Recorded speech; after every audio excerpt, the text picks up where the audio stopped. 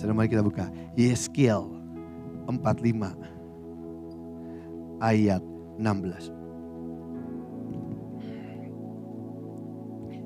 Yeskiel 45 ayat 16 dikatakan seperti ini. Seluruh penduduk negeri harus mempersembahkan persembahan khusus kepada Raja di Israel. Semakin Tuhan bawa kita masuk ke dalam next level. Sampai satu titik kita masuk dalam level raja-raja. Level di mana para pahlawan iman di surga berada di tingkat level 7. Level terdahsyat dan terindah. Semakin Tuhan bawa kita semakin naik tinggi, semakin fasilitas Tuhan berikan, semakin berkat, semakin semuanya yang bahkan kalau Pak Yusak atau Pak Agung suka bilang, yang bahkan keinginan hati kita paling dalam aja kita bahkan kita belum sempat ngucap aja, Tuhan jawab. Kenapa? Karena itu adalah kekasih hati Tuhan, karena itu adalah sahabat Tuhan. Ketika Tuhan bawa kita ke dalam next level. Tapi ini yang terjadi kepada setiap kita yang Tuhan bawa ke dalam next level. Dan rajalah ayat 17 yang bertanggung jawab.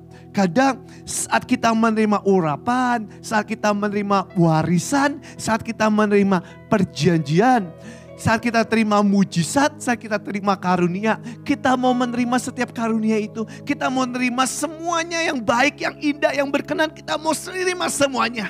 Tapi kita lupa dari semua berkat yang Tuhan berikan, ada yang disebut tanggung jawab. Dan tanggung jawab itu yang Tuhan rindukan. Dan kenapa Tuhan berikan itu? Karena Tuhan tahu setiap pahlawannya yang telah masuk ke dalam mental atau level raja-raja, dia mempunyai mental tanggung jawab. Ketika seorang anak sulung di budaya bahkan sampai hari ini, ketika sang ayah meninggal, anak sulung ini akan diberikan double portion. Bahkan di agama sebelah budaya itu akan diberikan hak lebih. Double portion. Dia akan diberikan double portion. Dengan harapan apa? Dengan harapan simple. Sang ayah mau berkata, saat aku mati, saat aku tidak ada, saat aku pulang kembali ke surga, aku akan berikan anak sulungku ini double portion. Dengan satu tujuan. Karena sang anak sulung ini, dia yang akan bertanggung jawab untuk mengurus semua kebutuhan rumah, semuanya. Dia yang bertanggung jawab atas rumah tangga dalam keluargaku ini. Itu yang terjadi untuk setiap kita yang rindu untuk menerima warisan demi warisan ilahi yang Tuhan curahkan di tengah-tengah kita. Bertanggung jawab mengenai apa? Korban bakaran, korban sajian, korban curahan, hari Sabat ia mengolah korban penghapus korban bakaran dan sebagainya. Saudara, hidup kita hanya untuk demi satu tujuan. Tuhan memproses dan mendidik kita, meremukan kita hari demi hari hanya untuk satu tujuan. Biar setiap kita menjadi korban, a living sacrifice yang harum, yang naik di hadapan Tuhan. Itu yang Paulus katakan, hidup sebagai a living sacrifice. Dan bukankah itu yang Yesus ajarkan di dunia ini? Dia dilakukan demikian rupa, dihinakan demikian rupa. Firman Tuhan berkata, untuk Yesus menjadi korban yang sempurna di hadapan Bapa. Dan korban yang sama Tuhan rindu atas terjadi atas setiap kita. Korban demi korban, demi korban, dan demi korban. Sekarang kita buka PPT-nya. Boleh buka PPT-nya. Sik. Saudara, bulan kemarin saya bawa Joakim ke dokter. Dan waktu saya bawa Joakim ke dokter, cek biasanya 2 bulan sekali. Waktu bawa ke dokter, ditimbang beratnya nggak naik. Ternyata karena Joakim udah mulai gerak dan gerak. Menurut Nesa minum susunya sama banyaknya, cuman kan udah mulai gerak. Terus kita ngobrol sama dokternya, dok ini beratnya nggak naik karena dia udah mulai gerak dan sebagainya.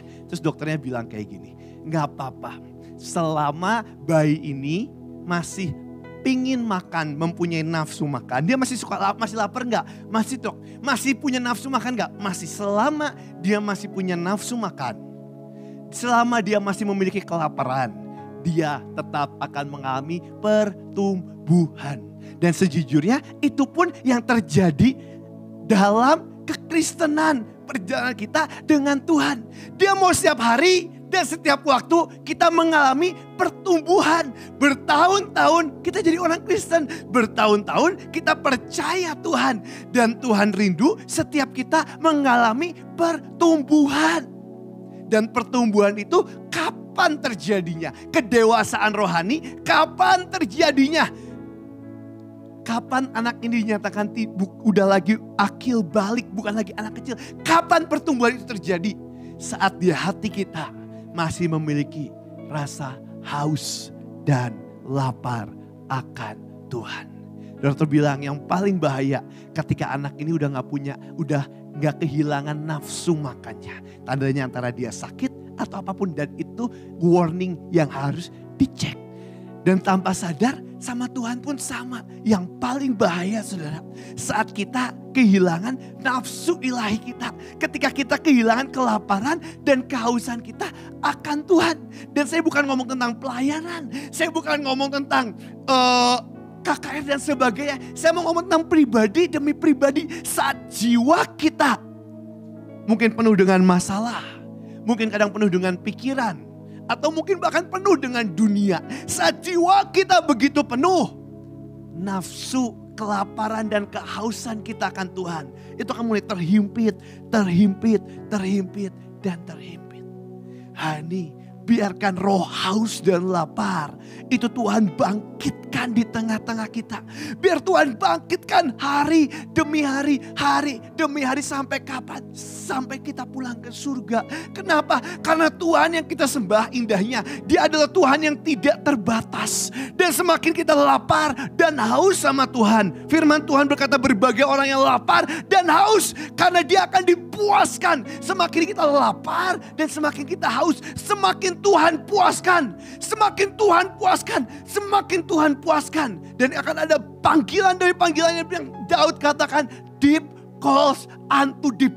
Ketika panggilan kelaparan kepada Tuhan dan Tuhan puaskan, dan itu tidak pernah selesai, itu dipanggil sampai kita pulang ke surga. Saudara, bahkan sampai akhir Pak Yusak, saya suka lihat engkau kalau di bawah, itu kalau lagi pagi siang, itu suka nelpon hamba-hamba Tuhan lain. Kadang nelpon Pak Agung, kadang nelpon Mami, kadang nelpon Macu dan sebagainya. Dan ngapain saudara? Kadang cuma nanya, no, Tuhan lagi ajarin apa hari-hari ini? Dan biasanya nanti kalau Mami di telepon kayak gitu, nanti Mami akan jelasin. Iya Pak, Tuhan lagi ngajarin ini. Nanti saya tahu dari mana, karena biasanya habis itu di loudspeaker. Habis di loudspeaker, nanti saya dipanggil, Bev, sini Bev. Engkau kadang susah dengernya karena kadang suaranya kecil. Jadi saya dengerin, kadang kalau misalnya engkau akan nanya, tadi gimana. Dan akan dicatat saudara. Itu apa?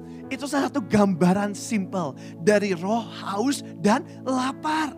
Tapi yang paling bahaya ketika kita berkata, aku udah cukup baik, aku udah cukup hebat, aku bahkan udah gak perlu belajar dari yang lain. Itu yang paling bahaya. Karena itu akan membunuh setiap pertumbuhan kita.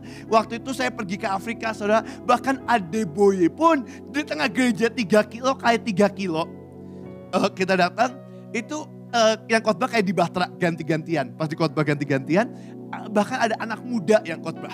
Masih sumur kayak saya khotbah. Pas anak muda ini khotbah, saya lihat Adeboye karena kita duduknya dekat tapi dari belakangnya.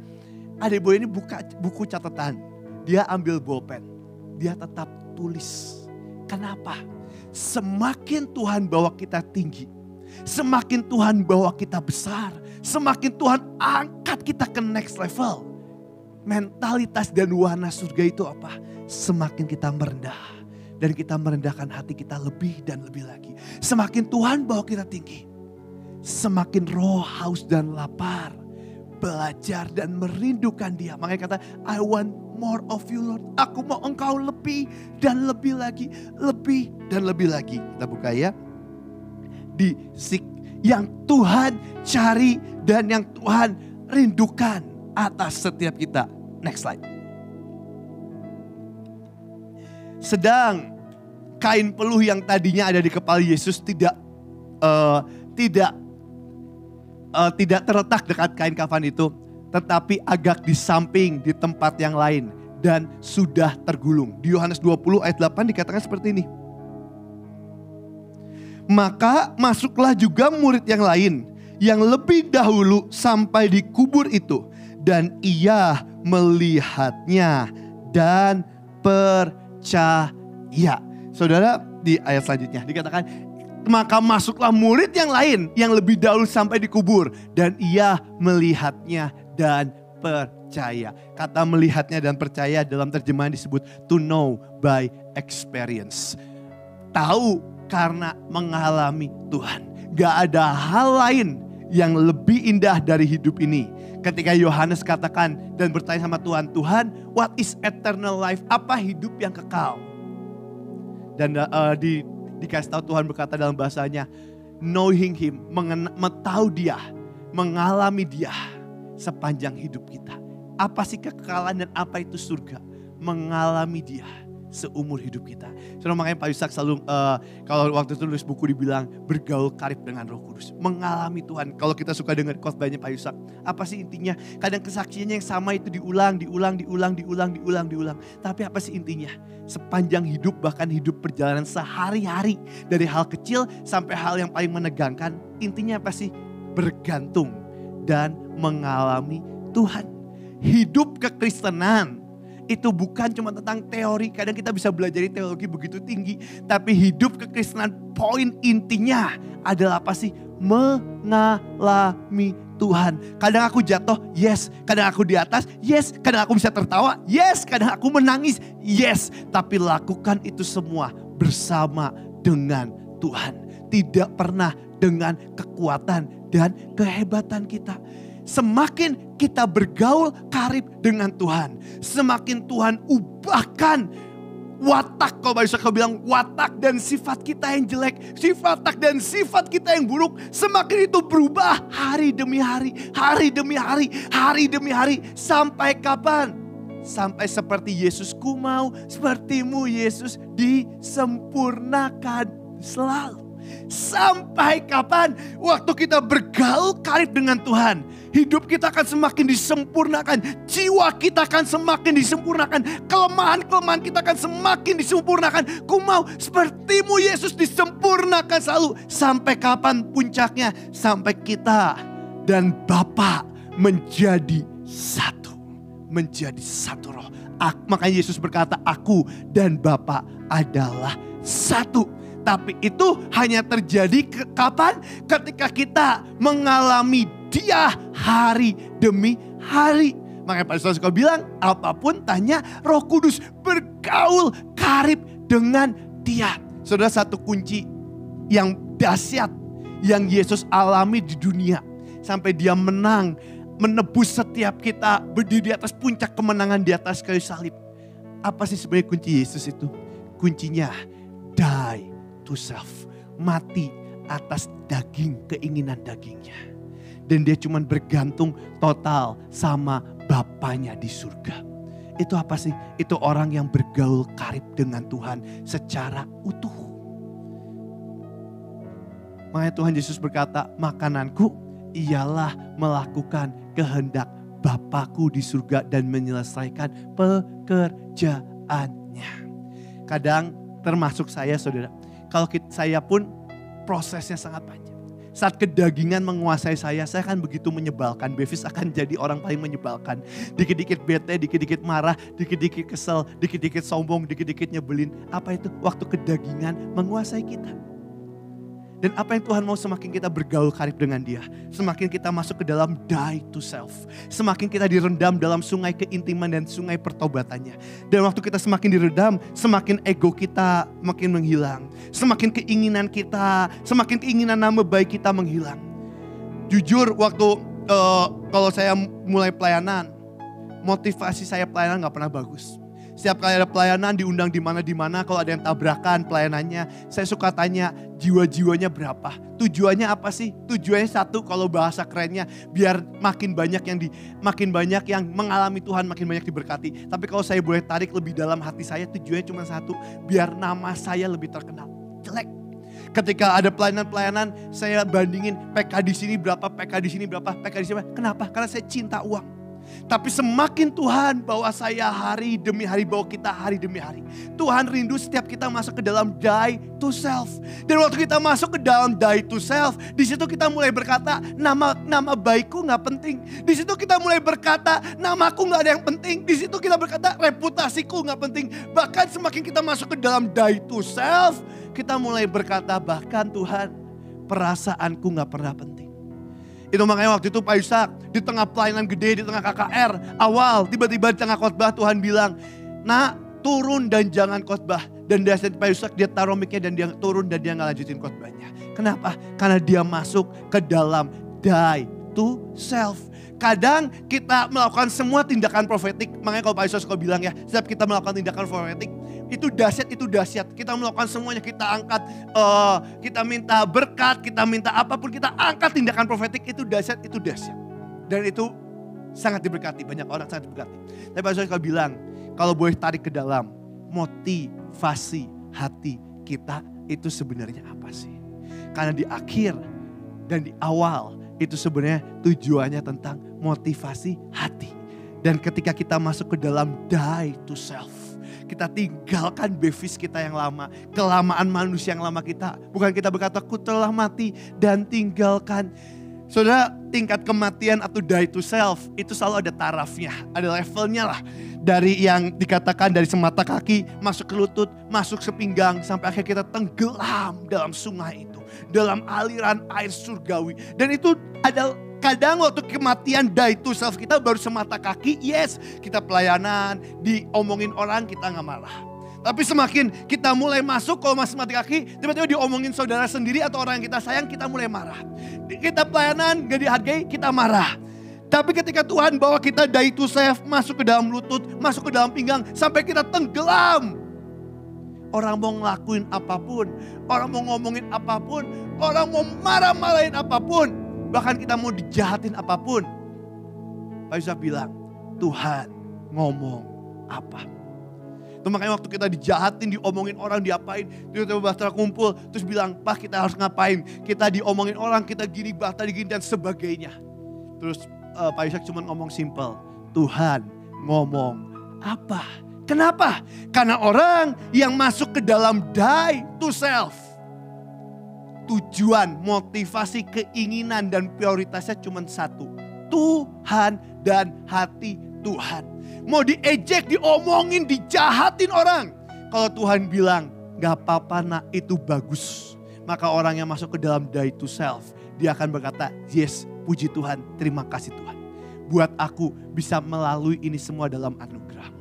Kita gak marah, kita gak kecewa, kita gak kepahitan. Ngomongnya gampang, prakteknya gak mudah. Tapi ketika Tuhan rindu setiap kita masuk ke dalam die to self, saudara. Itu adalah puncak tertinggi saat Yesus berdiri di atas kayu salib. Itu yang dikatakan not my will, bukan kehendakku. Tuhan, aku tuh takut. Tuhan, aku takut menghadapi ini semuanya. Yesus gemetar, bahkan peluhnya seperti darah. Apa sih sebenarnya yang Yesus takutin? Apa Yesus takut disalib? No way. Dia berkata, kita jangan pernah takut dengan yang bisa mengalahkan daging, membunuh daging. Apa sebenarnya yang Yesus takutin? Sampai peringatnya sepeluh darah. Yang Yesus takutin, karena hari itu Yesus akan menyerap semua dosa dan kutuk kita. Dan yang Yesus takutin, karena hari itu Bapa akan memalingkan wajahnya. Hal yang paling ditakuti kekasih Tuhan, itu tidak pernah kematian daging. Hal yang paling ditakuti kekasih Tuhan, tidak pernah kehilangan dunianya. Hal yang paling ditakuti kekasih Tuhan, ketika Bapa memalingkan wajahnya. Dan itu pun yang ditakuti oleh sahabat dan kasih Tuhan, penyembahnya bernama Daud. Saat dia gak pernah takut kehilangan setengah bahkan seluruh kerajaannya. Dia cuma takut, jangan pernah ambil rohmu dari hadapanku. Jangan pernah buang aku dari hadiratmu. Yang paling ditakutkan ketika Tuhan memalingkan wajahnya. Tapi bahkan hal yang paling ditakutkan pun, Yesus berkata, Tuhan Bapa, bukan kehendakku yang terjadi, biar kehendakmu yang terjadi. Itu apa? Die to self. Dan kita diajarkan, paksakan rencanamu yang sempurna terjadi atas hidup kita. Paksakan itu apa sih? Die to self. Bukan keinginan kita, tapi keinginan Tuhan yang terjadi. Hal yang indah diomongin, tapi hal yang begitu menyakitkan waktu kita lakukan. Tapi itu semua Tuhan rindu terjadi atas tengah-tengah kita. Balik ya ke ayat yang tadi, PPT yang tadi katakan seperti ini. Sedang kain peluh yang tadinya ada di kepala Yesus tidak terletak dekat kain kafan itu. Tetapi agak di samping di tempat yang lain dan sudah tergulung. Saudara, kenapa murid-murid Yesus bisa tahu, Petrus, Yohanes bisa tahu, dan mereka tahu Tuhan bakal kembali di tengah kehancuran imannya, di tengah kekecewaannya, di tengah kehancuran semuanya. Karena Yesus yang dia sembah hari itu hancur di atas kayu salib, dan di tengah semua iman yang runtuh, dia bisa tahu. Karena hari itu dia mengalami to know by experience. Tapi sebenarnya dalam budayanya apa sih? Ketika sang raja hari itu lagi makan, mengadakan pesta atau rada mengajakan dining, atau kali ini kita bilang fine dining. Dan sang raja ini lagi makan, dia akan mungkin di tengah makan dia akan ngomong hal yang sifatnya private dan rahasia dan sebagainya. Dan pelayan-pelayan ini akan menunggu di depan, menunggu di luar. Dan waktu sang raja lagi makan, tiba-tiba tengah sang raja keluar. Mungkin kemana atau ada tugas atau apapun, sang raja keluar. Dan sang pelayan ini lihat pertama cuma satu. Dia akan melihat kain di tempat sang raja makan. Dia ngelihat kain apa sih?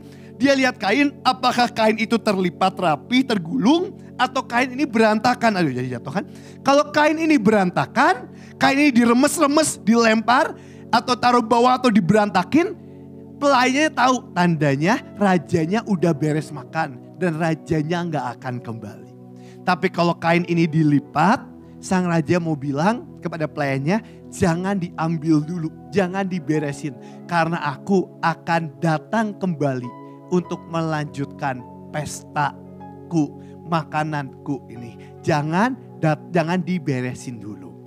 Dan ini ya pun yang terjadi saat murid-murid melihat kain tergulung rapi. Sang raja akan datang kembali ketika sangkakala itu ditiupkan. Dan saat sang raja datang kembali. Tapi pertanyaannya, apa yang membuat sang raja harus datang kembali? Apa yang sang raja cari sehingga sang raja harus datang kembali, meninggalkan tahtanya yang begitu indah, yang begitu dahsyat? Apa yang membuat sang raja harus datang kembali? Apa yang sang raja di atas segala raja cari sehingga sang raja meninggalkan tahtanya demi datang kembali? Apa yang sang raja cari? Apa yang sang raja cari? Next slide. Ini yang sang raja cari di tengah-tengah kita. Next slide boleh. Yohanes 19 ayat 29 sampai 30 di The Passion-nya dikatakan seperti ini. A jar of sour wine was sitting nearby. So they soaked a sponge with it and put it on the stalk of hyssop and raised it to his lips. Ini waktu Yesus di atas kayu salib terakhir kalinya. Dan dia berkata kata-kata yang begitu indah. When he had sipped the sour wine, saat dia mencoba wine itu, he said, ini kata-kata terakhir, it is finished, my bride. Kata-kata terakhir Tuhan yang Tuhan ucapkan di sayap. Then he bowed his head, dan dia menundukkan kepalanya and surrender his spirit to God. Maafkan saya Inggrisnya kacau. Then he bowed his head and surrender his spirit to God. Dan dia menundukkan kepalanya dan menyerahkan semuanya di hadapan Tuhan. Apa yang membuat sang raja harus datang kembali? Apa yang sang raja cari sehingga raja harus meninggalkan tahtanya yang begitu indah di tengah semua penyembahan yang dinyanyikan, holy, holy, holy are you Lord. The elders and angels bow diri, they worship you now. Di saat penyembahan yang begitu dahsyat, di saat pahlawan-pahlawan iman mengangkat mahkota dan melemparkan kembali kepada tahta Tuhan. Dan saya percaya pahlawan-pahlawan iman itu adalah level yang paling indah, yang di level kerajaan surga paling dahsyat. Di tengah penyembahan yang begitu indah, yang saya percaya yang tadi kita nyanyiin gak ada apa-apanya, sedikit kacau banget. Dibanding yang di surga begitu indah. Itu penyembahan terindah sepanjang zaman. Yang di dunia saya yakin tidak ada yang bisa ngikutin penyembahan sedahsyat itu. Tapi apa yang membuat sang raja di tengah tahta kerubim yang begitu indah, penyembahan yang paling indah, sang raja harus meninggalkan penyembahan itu dan kembali datang ke dunia. Untuk mencari apa? Untuk mencari his pure bride. Untuk mencari mempelai yang murni. Bahkan dalam di Wahyu dikatakan tidak bercacat, tidak bercela, bahkan yang lebih lagi tidak berkerut. Apa yang sang raja cari? Dia mencari mempelai yang murni. Itu adalah destiny setiap kita. Yes, kita beri lawatan, puji Tuhan. Yes, kita beri pelayanan, puji Tuhan. Yes, kita punya bisnis besar, puji Tuhan. Yes, kita punya keluarga baik, puji Tuhan. Tapi tujuan utama setiap kita itu apa? Menjadi mempelainya yang murni di hadapan Tuhan. Itu tujuan utama yang tidak pernah boleh lepas sepanjang hidup kita. Kita boleh berhenti pelayanan, kita boleh gak di mimbar lagi. Tapi jangan pernah lepaskan ini. Karena destiny kita, tujuan utama kita ada di dunia ini. Setiap kita menjadi kekasih mempelainya yang murni. His pure bride. Mujizat pertama Yesus di dunia waktu perkawinan di Kana. Kata-kata terakhir Yesus, waktu Yesus di atas kayu salib, kata-kata terakhirnya dia berkata, "It is finished, my bride," kekasihku. Dan di akhir nanti kenapa Tuhan harus menjemput kita? Sang Raja harus turun karena kita akan tutup dengan perjamuan kawin anak domba. Ini adalah panggilan setiap kita. Tapi gak semua orang mau menjadi mempelainya yang murni. Kenapa? Karena kadang termasuk saya, kita lebih mencintai dunia. Satu kali saya kemarin baca bukunya Ngkong. Terus bukunya itu Ngkong tuh mimpi ada 3 golongan orang yang ditinggal. Yang Tuhan bilang waktu sangkakala ditiupkan. Terus Tuhan tuh bilang ke Ngkong, "Yusak, tapi kamu udah akan ada di surga. Kamu akan udah pulang di surga." Dan benar Ngkong udah pulang. Dan golongan pertama itu waktu itu Ngkong lihat orang yang pakai piyama. Orang yang pakai piyama. Dan Tuhan bilang itu orang-orang yang gak siap. Yang sepanjang hidupnya sebenarnya Tuhan udah mau mempersiapkan dia. Tuhan udah memfasilitasi begitu indah. Tuhan memberikan anugerah begitu dahsyat. Tapi dia pilih untuk bersantai-santai dan tidak mau mempersiapkan. Dan akhirnya apa? Dia pakai piyama saat sang raja memanggil. Saudara, pure bride, Joakim jangan nangis dulu. Pure bride itu, saudara, pure bride mempelai yang murni, yang Tuhan rindukan itu terjadi tengah-tengah kita. Saudara, tapi apa sih sebenarnya pilar utama dari mempelai? Apa pilar utama dari mempelai? Kecantikannya menurut saya bukan, kita gak ada yang cantik. Yang cantik itu cuma karena anugerah Tuhan. Kehebatannya apalagi bukan. Pilar utama dari mempelai adalah cintanya. Satu hal yang tidak akan pernah boleh hilang dari hidup ini. First love. Semua orang bisa mengalami first love. Tapi gak semua orang bisa stay in love. Satu hal yang tidak pernah boleh hilang dalam hidup ini. Cinta kita ke Tuhan. Tidak akan pernah boleh hilang kepada mempelai-mempelai yang murni. His pure bride. Kita boleh melakukan tugas dan kewajiban kita sebagai seorang istri. Bahkan kalau lebih frontal lagi kita boleh melakukan semuanya, bahkan ML, making love dan sebagainya. Tapi kalau sang istri mencintai laki-laki lain, itu adalah hal yang paling menyakitkan untuk sang mempelai. Kita boleh melakukan kewajiban kita, pelayanan, semuanya kita lakukan. Tapi kalau di hati ini kita lebih mencintai dunia. Dan emang sejujurnya kita sangat mencintai dunia. Dan apa yang harus dilakukan Tuhan? Biar kita menjadi pure bride, kemurnian itu terjadi di tengah-tengah kita. Apa? Next slide, kepada pure bride-nya. Inilah seorang mempelai yang dahsyat yang bernama Daud.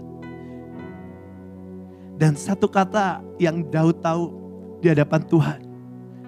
Gak ada cara lain Tuhan. Untuk hambamu ini menjadi pure bride, mempelai yang murni. Kecuali kata ini yang Daud teriakan. dan jeritkan di hadapan Tuhan. Dan dia berkata, ajarlah aku melakukan kehendak-Mu. Sebab Engkaulah Allahku, kiranya roh-Mu yang baik menuntun aku di tanah yang rantah. Tidak akan pernah ada cara lain. Untuk setiap kita tetap berada dalam stay in love atau mempelai yang murni masuk ke dalam kemurnian. Tanpa setiap kita dihajar Tuhan hari demi hari. Kita tidak akan pernah bisa masuk ke dalam kemurnian tanpa kita die to self. Kenapa? Karena kedagingan kita hanya mencintai dunia dan isinya kejahatan. Itu makanya Tuhan mendidik dan memproses kita demi apa? Demi kemurnian. Itu keluar di tengah-tengah kita. Dan saat kemurnian keluar di tengah-tengah kita, saat di puncak kemurnian itu, Tuhan akan panggil kita pulang. Kenapa? Karena itulah kerinduan Tuhan atas setiap kita, menjadi His pure bride. Dan cinta itu, cinta first love itu, bahkan sebelah kita juga kadang kita gak tahu kok. Yang tahu siapa sih? Kalau boleh jujur ya, yang tahu cuma Tuhan dan dirimu sendiri. Kadang saya pelayanan bisa makin dahsyat. Doain orang dan sebagainya, tepuk tangan. Tapi kadang di tengah pelayanan, cinta itu bisa pudar. Dan lebih mencintai diri sendiri kok.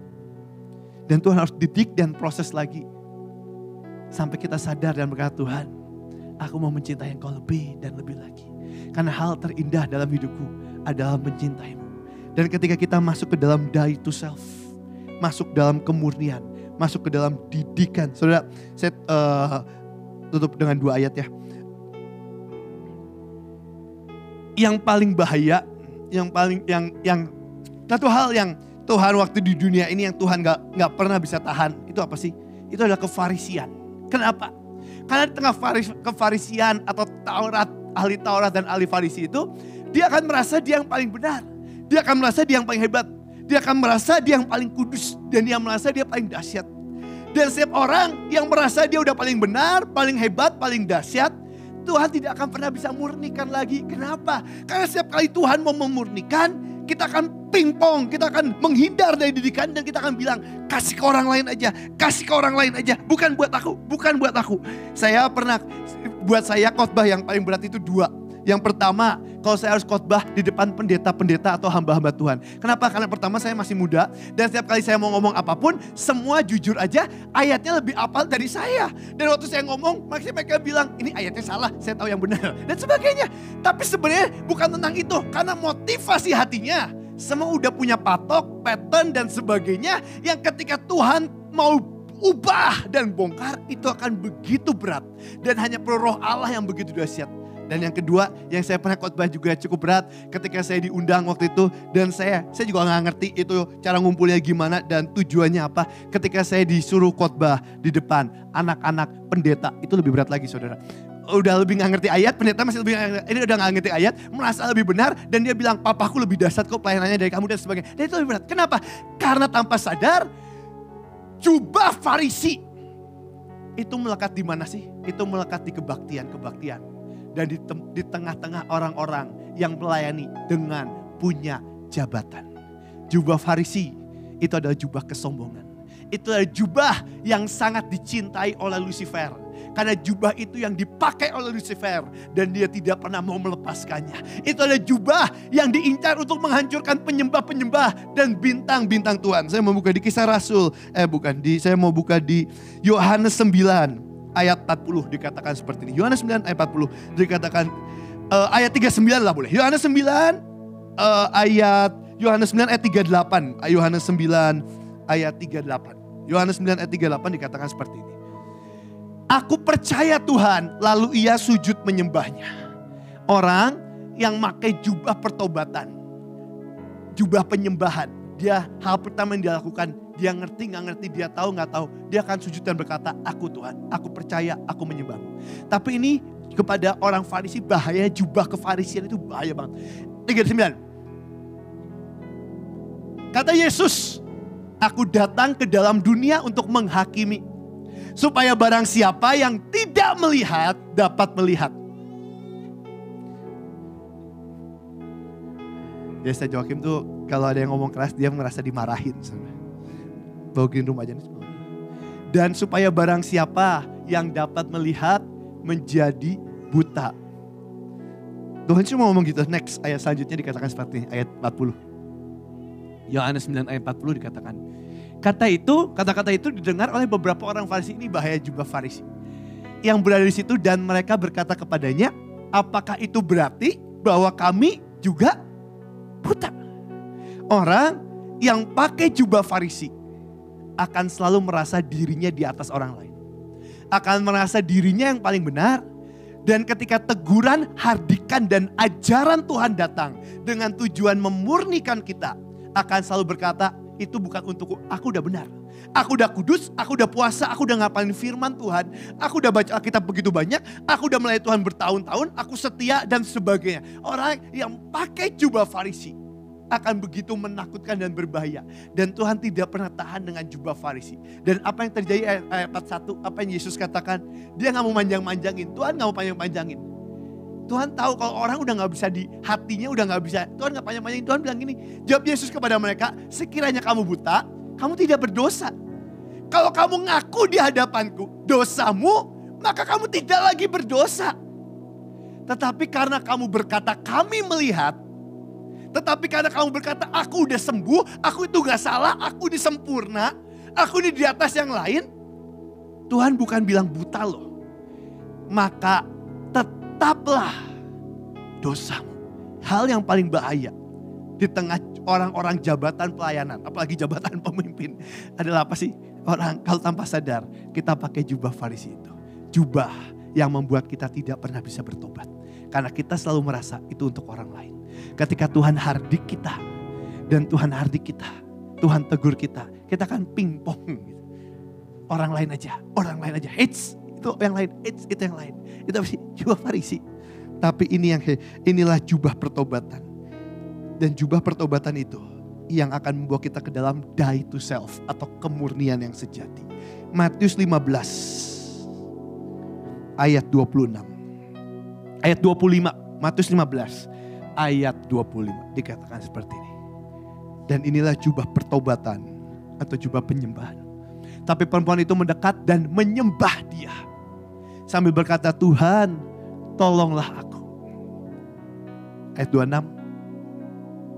Tapi Yesus menjawab, tidak patut mengambil roti yang disediakan bagi anak-anak dan melemparkannya kepada anjing. Tuhan kalau ini di hadapan orang yang pakai jubah Farisi, Tuhan gak usah ngomong gitu, ngomong lebih pelan juga dia udah sakit hati, kecewa, kepahitan dan keluar. Tapi lihat apa yang terjadi ketika Tuhan hardik dengan begitu menakutkan, begitu sadis dengan kekerasan. Tuhan bilang kamu itu anjing. Tapi orang penyembah yang menggunakan jubah pertobatan akan berkata seperti ini. Ayat 27. Kata perempuan itu, benar Tuhan. Namun anjing itu makan remah-remah yang jatuh dari meja tuannya. Yang Tuhan rindukan setiap kita mengenakan jubah pertobatan. Jubah yang ketika Tuhan hardik akan berkata, Tuhan itu aku.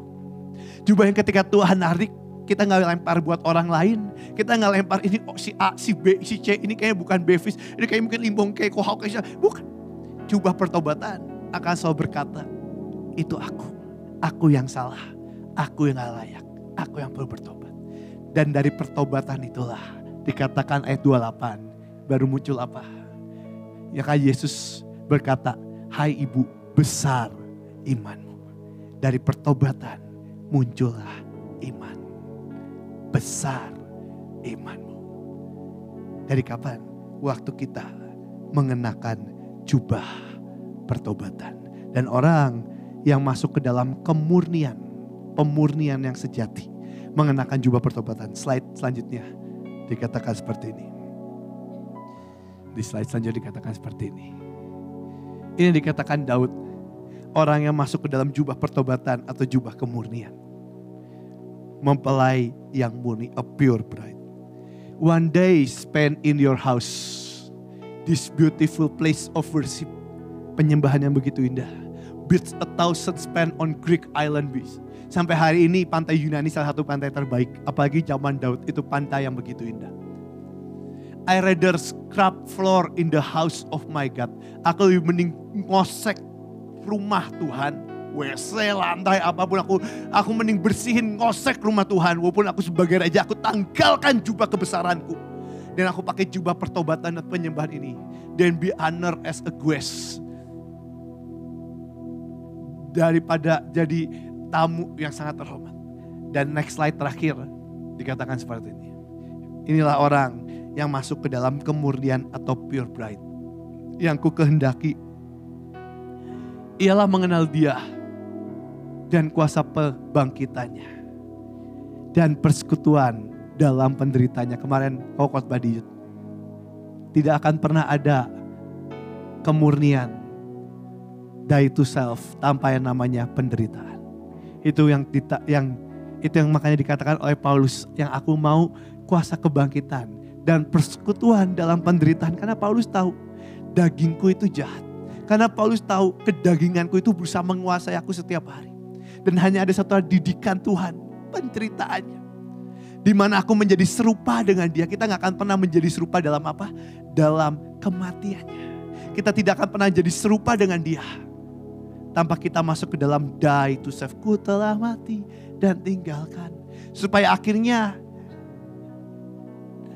dan tujuannya apa sih? Supaya akhirnya aku beroleh kebangkitan dari antara orang mati. Kita gak akan pernah menerima kebangkitan tanpa kita mengalami kematian. Bukan seolah aku telah sempurna, melainkan aku mengejarnya. Kalau aku dapat menangkapnya. Karena pun kita semua telah ditangkap oleh Kristus Yesus. Bukankah hidup kita telah ditangkap oleh Kristus Yesus? Dan apa yang kita lakukan sekarang, Bev? Kita mengejar Dia. Sampai kapan? Sampai kita tangkap Dia. Sampai kita mengalami kematian dalam kebangkitannya. Sampai kita mengalami persekutuan dalam penderitaannya. Hanya orang-orang yang masuk ke dalam pure bride, yang berani berkata seperti ini dengan hati yang murni, bukan dengan munafik. Hanya orang-orang yang tahu destininya sebagai seorang pure bride. Karena alasan itu Raja akan datang kembali menjemput mempelainya yang murni. Mari kita doa.